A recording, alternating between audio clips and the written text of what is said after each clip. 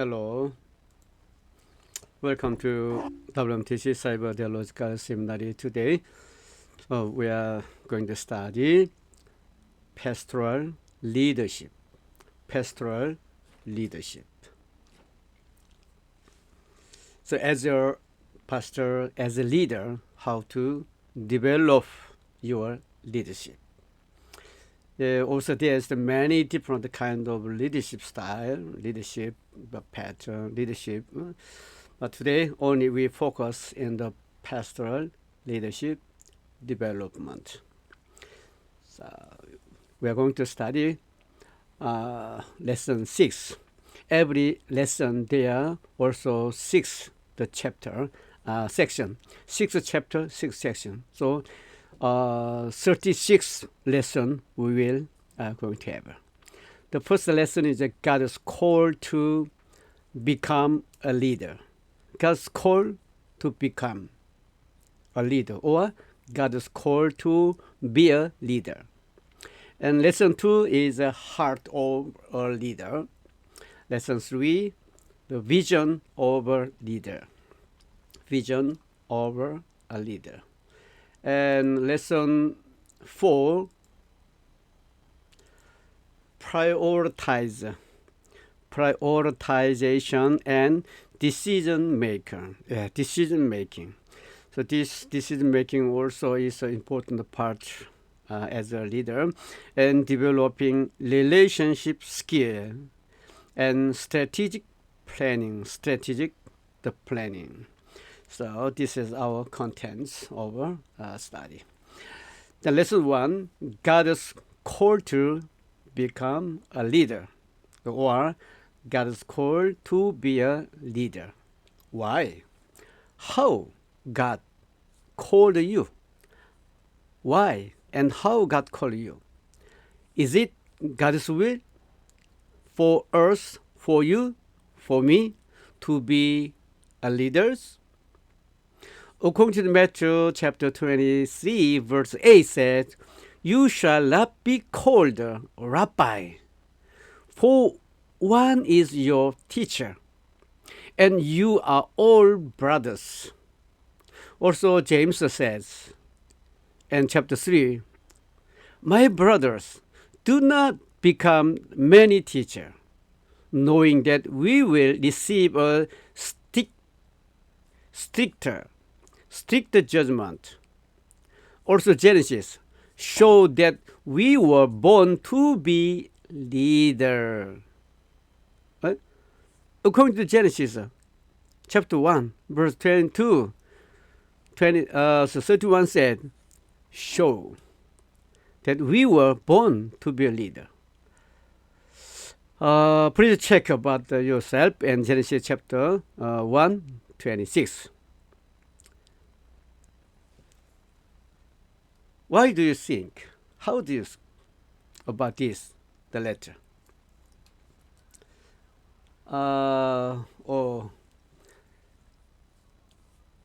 Look at Genesis chapter 1, 26.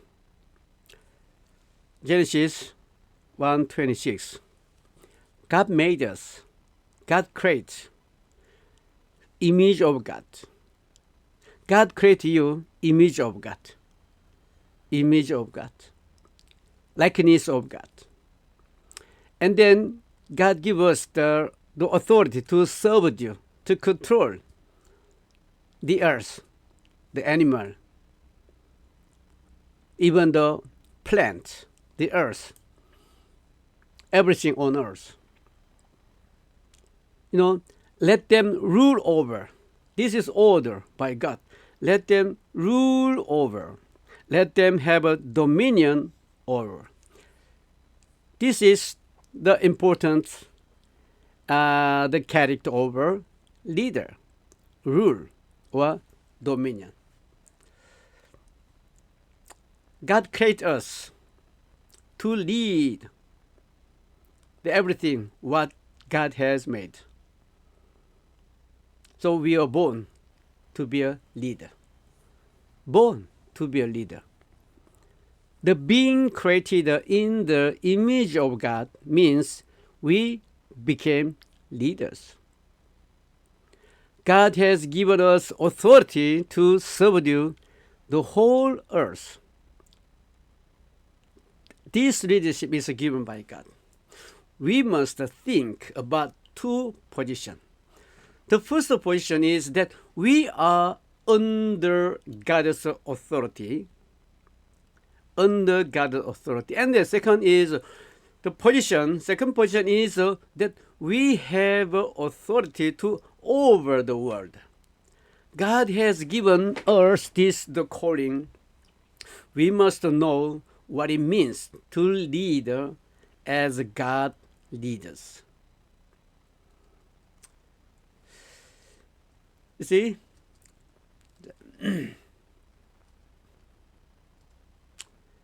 if God has given us power, God has given us the power. No, if God has given us power, you have given us, I have given us the power by God. I have raised up for this purpose, that I may show you my power, that my name may be proclaimed throughout all the earth, according to Exodus chapter 9. When God commands us to do something, He gives us the ability to do it. You and I have the ability to lead because God created and commanded us to do so. However, the scope of your leadership will vary depending on your gift and your personality. We must be a salt and light. Being salt and light. In the New Testament, God wants us to go out into the world and make an impact. Make an impact. You are the salt of the earth. Salt. But if the salt loses its saltiness, how can it be made salty again? It is no longer good for anything except to be thrown out and tempered by men. Is many churches, not many churches, all of course, and so most all over the church, we have become lose our saltiness. And actually, our church is today's modern church to be thrown out, not like people, and tempered by the people. The people against the church, against the God. In the same way, let your light shine before men, that may see your good deed, and praise your Father in heaven. It's sadly, in terms of this good deed, I don't know your country, in Korean, the Korean pastors sometimes showing up in the television because of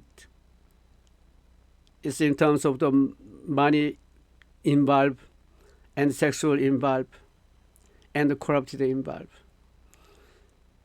So we feel very shameful as a minister.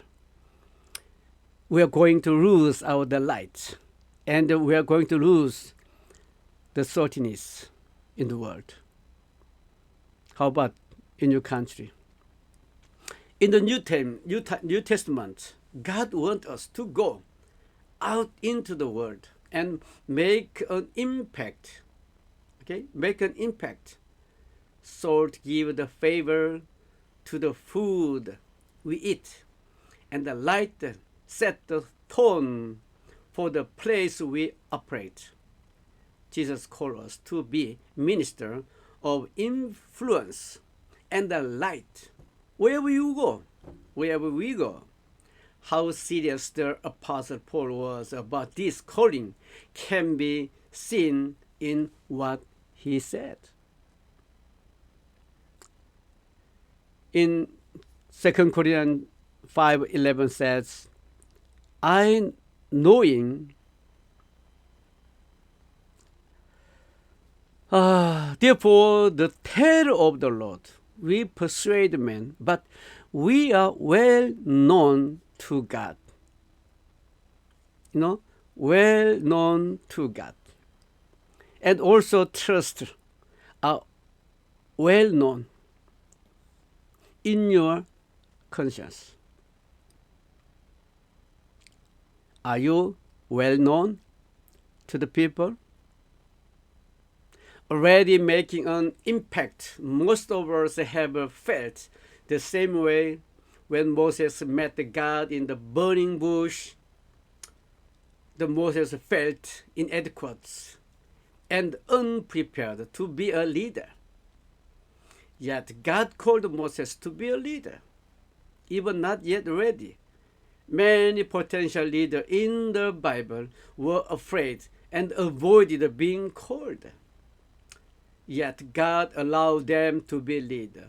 Most people like Moses can make excuses for why they cannot lead with influence. When God called Moses, Moses made 5 excuses for why he could not lead in order to avoid God's call. Let's look at how God responded to Moses' the words. How about in your case? There is an excuse of Moses. Who I am? Who am I? Lord, who am I? I know my ability. I know my identity. I know who I am. I am not. I am not ready. Not knowing yourself, the problem of identity. You must know yourself. It doesn't matter who you are. God called you, and God will be with you. Not knowing God, Moses struggled with the problem of intimacy. Moses felt that he did not know God enough to talk to the people about him, about God. His relationship with God was extremely fragile. God said, I am who I am. You need me. I am who I am. I am God Almighty. But still, the Moses excuse. Who are you? Who are you? Because this is a matter of intimacy. Moses have no good relationship with God. This is problem. At Exodus, the excuse 3 of Moses. What if, in case, okay, I follow you, I will go, okay. But what if people don't listen to me? But Moses struggled with fear. Moses was worried about the people's reaction. Yeah, I feel it many times when I evangelize, when I share the gospel. Also, it's the same feeling like Moses. God said, trust me. Trust me, for they will hear. Moses struggled with his own inadequacy. God said, who made your mouth? Who made your mouth? I will supply what you need. I believe. You must believe. And still, Moses, another excuse. I am not a good speaker. Is it true? He said, I am not a good speaker. But Moses is a very good speaker because he educated in the parliament, in the kingdom, in the as a royal family. Is in the kingdom of the King Pastoral. He well educated. He is full enough, the qualified. I know you can find someone else who is better the suit to me, suit to you. Moses struggled with a feeling of inferiority. No, inferiority. He has no the priority, but he feel of inferiority. He compared himself to other capable people. You know, when you compare to other, maybe you become the smaller. Don't compare. You are you. The Moses also felt inferior. God said, Aaron will go with you, but I have chosen you. The Aaron is your spokesman. Aaron, your spoker. His spokesman. Question. What are your excuses for not leading well? What is your excuse? Your personal excuse? How do you think God will respond? So if we have the offline classes, so we can discuss about this matter. But this is not easy to through the online. Anyway, think about this. Leadership is influence. Influence. Oswald Sanders was the first to say leadership is influence. Influence is good, influence is better. Whatever you do, you just you influence influence the people. Nothing more, nothing less. Leadership is influencing others to do something meaningful. Leadership is not something that comes from the title or a position.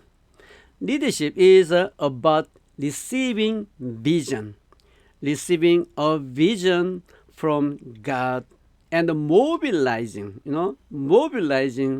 and engaging people to accomplish their vision, accomplish their goal. That is a leadership. What is your personal definition of a leadership? Think about it once again. Write down your own definition of leadership. When this is accomplished, leadership is in its the pursuit form. This is true in all organizations in some way, but especially when there is no system or plan in the organization, there are no special expectation about how things will go. In many parts of the world today, leaders with faith and ability are in demand. Leaders must be qualified to lead, and the people must choose leaders who are worthy of following. Worthy of following. Develop yourself to be a good leader.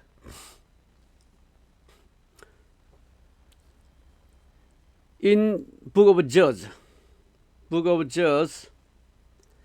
21-25, in those days there was no king. There was no king. It means there is no leadership. Because no leadership, what will happen? Everyone did what was right in his own way, because the people do not know where to go. Because there's no leader, no goal, no target. So they go whatever they want. So that's why we need a leader to follow directly, stately. Before the monarchy was established in Israel, Before Saul became king, Israel experienced the period of the judges. It was a time when pure leadership was required. All the judges who lead the people of Israel were pioneers. The following biblical passage is recorded more than once in the book of Judges, chapter 21, verse 25. What is the reason why leadership is emphasizing during this period? No king, chaos, disorder. It was a time of great confusion, as there was no custom of authority or responsibility. Second reason is, from the time the Jews first settled in the Canaan, they were surrounded by the powerful enemy.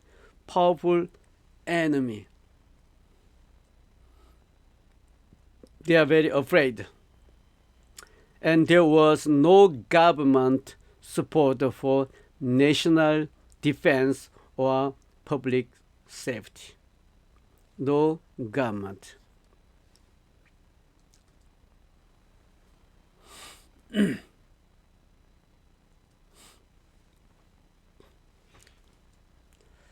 Other nations were influencing Israel with idol and superstition, and the heroes like Moses and Joshua were dead, and there was no expectation concept over others. National power and morale were low, so growth and development was difficult. During this period, the 14 judges ruled over Israel. Each leader began his leadership role from the scratch. We know them as Oniel, Ehud, and Samgar, Deborah, Gideon, Abimelech, and Jair, Tola, Jephthah, Ibjan, and Elon, Abdon, and Samson, and Samuel. They recognized the blank. What they recognize? They recognize the need. Yes. If you recognize need and then you do something because this need, this is kind of a turning point and the start point, ignition. The fundamental of the competent leader, unlike the leadership we commonly think of today, the leadership of that time began with a crisis. Judges have this in common. If you have taken leadership in something, you have seen a need and you have engaged others to help you fill that need. Every judge began his or her life by recognizing a specific problem.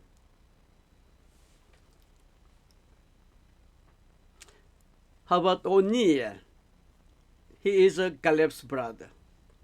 O'Neill, he learned that Israel was under siege in the Mesopotamia. He volunteered to raise the leader of Hebrew army against the king of Mesopotamia.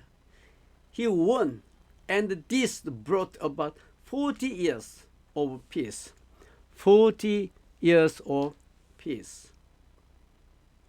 And Ehud, he used a left-handed man. Ehud, he could not stand seeing the Moabite, the oppressing the Israelites. He led Israel to great victory over Moab. This led to 80 years of peace. 80 years, 40 years, 80 years, and Samgar. When the Palestinians oppressed Israel for years, he volunteered to fight. He defeated 600 enemy soldiers alone. Oh, it's amazing. 600 by alone, inspiring his own soldier to victory in the battles. And how to apply this? What moves your heart when you hear of the many crises around you? What are you called to be an expert in? And what will you do before you die? What will you do before you die? Serious question. What will your achievement be after die? What will your achievement be? Pure leadership. Pure leadership begins from need. Okay, need. The need to arouse a passion in some people. He should act in the response to the need. This action moves others to cooperate. They have gift or talent. In each case, they emerge as a leader through the exercise of the particular gift. They had the ability to best meet the need at the time. They had competence in the area where it was needed. Their gift solved the problem in each case. The gift was given by God, but it in different forms. They have a talent. In each case, they emerged as a leader through the exercise of a particular gift. They had the ability to the best meet the need at the time. They had competence in the area where it was needed. The gifter solved the problem in each case. The gifter was given by God, but in a different form.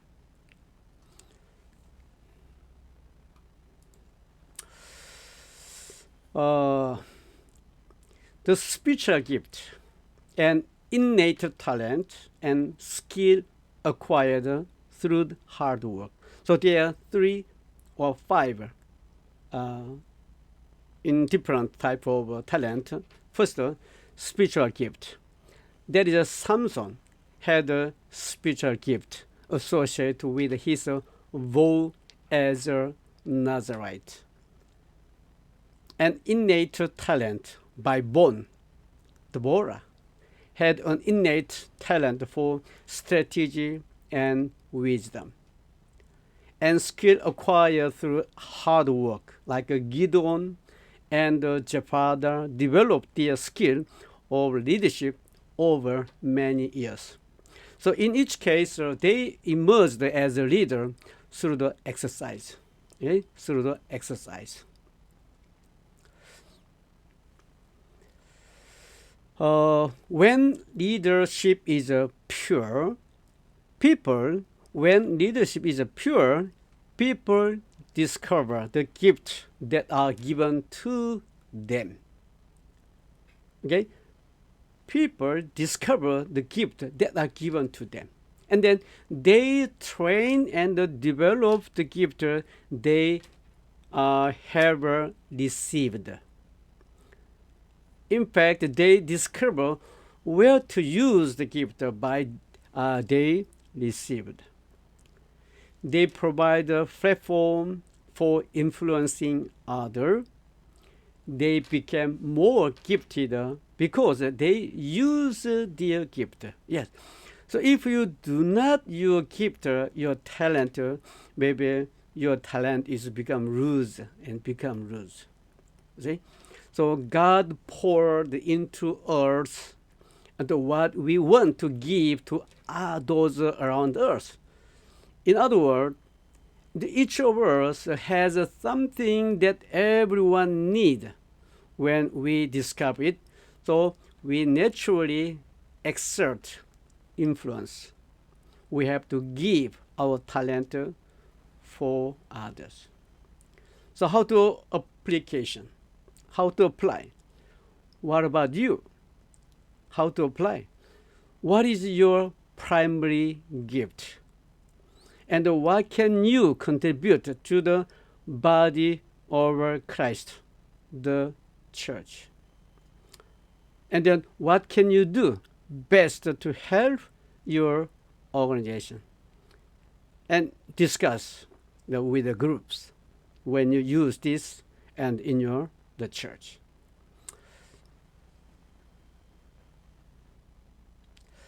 And they show their passion, their vision, passion, desire.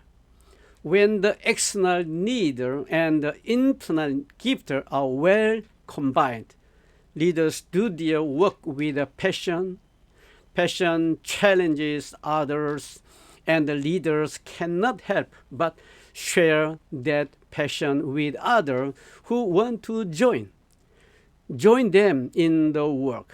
In the book of Judges, the many leaders experience this kind of internal the chemistry that ultimately ignite passion. Here are the elements that make up passions. So they show their passion. They show their passions. So the passion, passion, sometimes they recognize, I need something more. I need something more. What is that? If you do the best, if you use your talent, maybe later on you feel something. Oh, I need more this. I need more this. That is the first one is a burden. You feel burden to do more, to do best. So, because of this burden, I did my school in the Philippines. This Asian Seminar of Leadership. I start in the Philippines. So now it's become the WMTC, Cyber Seminar. But, because of this burden, I started the seminar. Many of them, it's around 20 years ago. Many pastors in the Philippines they do minister. They pastor, but without the proper theological education.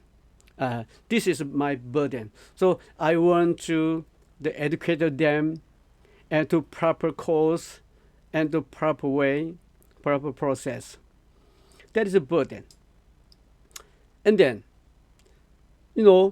when you have a confidence, if you have a confidence, you may have the passion. Without confidence, no passion. So I have a confidence. That's why I have a great passion for this seminary. And what else? And gift. This gift and this talent give you a passion.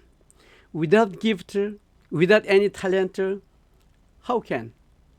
So the talent, if you found in the talent and passion, and it give you a passions. And then the need. So that's indeed almost similar like a burden. They need this proper education. So I pour out my passion. That is my burden. Okay, so number one, burden, and number four, need is very similar. But this is more interesting. No, opportunity. I have no choice. I do this because it's only very few or no one do this kind of the seminary. Because many the Filipino pastor, or even the candidate pastor, they want to study, but it's not able to because it's a financial matter. So I opened the seminary without tuition. It's free. Also, I start in the remote area, not only city.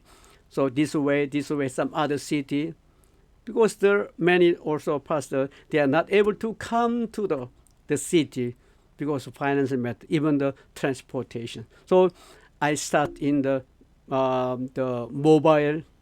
mobile type of classes. So now our school is many places in different area in the Philippines. It's very successful. Okay, burden, confidence, gift, need. You feed it when you do your ministry, the one by one, step by step. You may feel this one. The passion comes when a leader has something to add. Passion makes up for the leftover resource. Yes, leftover resource. The passion is coming out from your passion because its source is very limited, and resources are certainly good to have. But most of the judges did not start out with much money, people, or talent. Gideon was fearful. Samson is a lack of moral will. Jephthah was impulsive. Abimelech was wild and had to be rebuked. And then Ibzan, Elon, and Abaddon were old.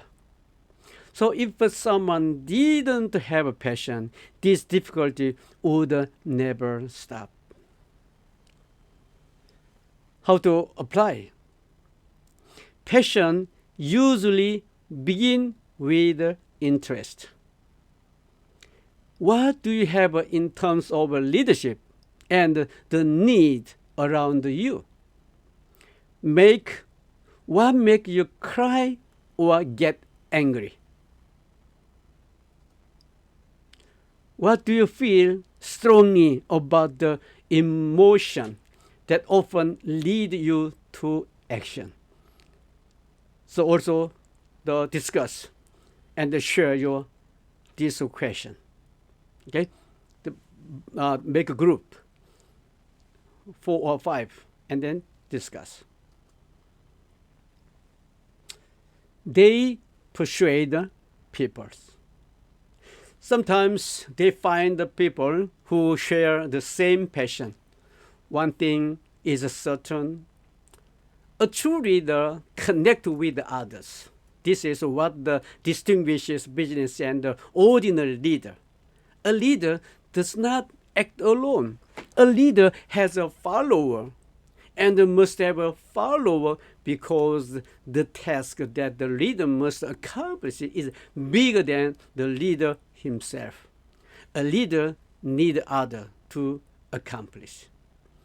True leader ultimately help and guide others to unleash their passion. They persuade the people. Gideon is instructed to gather any army and attack the Midianites.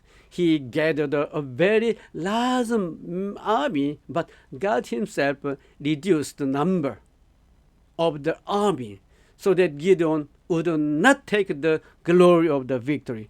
So only took the 300. Gideon persuaded them, too many people to follow him. If we had the same problem, but we have to follow what God really wants. Gideon, he persuaded too many people to do otherwise. Deborah, whatever Deborah decided, the people followed Samuel. A young and old, the king listened to her. The best leader judged. And chapter 7, 5. So he brought the people down to the wall. And the Lord said to Gideon, everyone who lifts the wall with his tongue, as dog the raps, you shall set apart. And everyone who kneels down to drink, you shall do the same. And the number of those who wrapped with their hand to their mouth was 300. All the rest of the people knelt down to drink. Then the Samuel said to all the house of Israel, if you return to Lord, will your heart then remove the foreign god and the astros from among you, and direct your heart to the Lord and serve him only, and he will deliver you out of the hand of the Palestinians. Deborah is despite the begin woman, Deborah complete dominated Israel. Whatever Deborah decided, the people followed her. Barak wanted Deborah to accompany him to the battlefield. The Barak knew who had influence. Samuel, the most influential of the judges between Moses and David. Samuel led across the two generations, young and old. The young and the old listened to him. Even the king looked up to Samuel. Samuel anointed Saul and David as a king. He was the leader over leaders. How to apply? What about you? Who 100% recognize you as a leader? Who are you persuading? Old people? Younger people? Leaders? Followers? How do you encourage others to participate in what you do? When do you influence others? Where do you influence? Also discuss with the groups.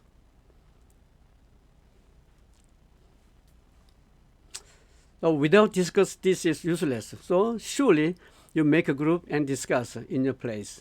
Okay?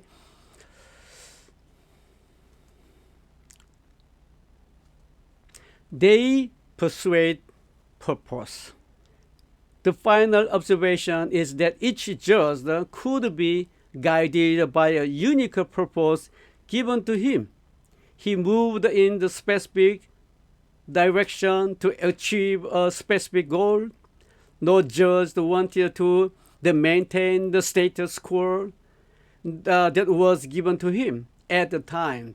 Each judge felt that he had a scared and divine mission to fulfill.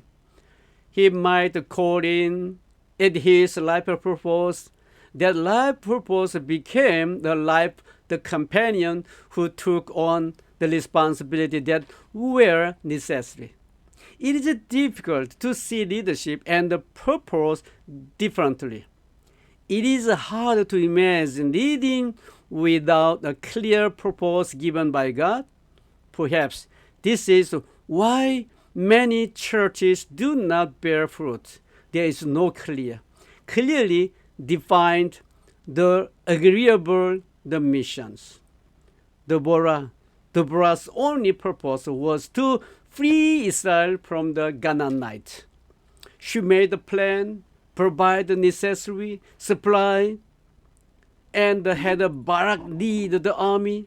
She even accompanied Barak to the battlefield when he refused to go alone. The method to achieve your goal. Express your word. Okay? not only the think in yourself, express out of the mouth, and be trained. Without trains, and you cannot take out their talent. It can be measured. Yes, without measure, it is also cannot properly use. It must be measured, and the planning the budget. You know, whatever you do, you first of all you have to make a budget. That is a planning budget, and then facing the matter. What is it? Is it possible? Is it not possible? Is it able? Is not able to? You have to check about and facing matter. What is difficult? What is the blocks? What is the things to take over? And then give reward. This is one of my problem because I have some professor and faculty. I'm really appreciate all our professor. Even I didn't give the reward without anything, any the representation, the compensation. But our all faculty professor do the best for the kingdom of God. I really appreciate all the professors around you. Questions: are you on track with your goal? How does it compare to the list above? What is your clear purpose? Have you ever set a purpose and do the key people in your organization or the institution agree on what the purpose is and how to achieve it? Also, it is discussed with your groups. And self-test, okay? Check by yourself. They recognize a need. And then check 1 to 10. And they have a gift. They show passion. They persuade people. They pursue a purpose. And check in these 5 kind of feature of judge. And then in judge, the purpose is as follows. It is very personal. It is is a measurable. This is a measurable. This is very important. Measurable must be measurable. And then memorable and meaningful and fluid, not fixed, fluid.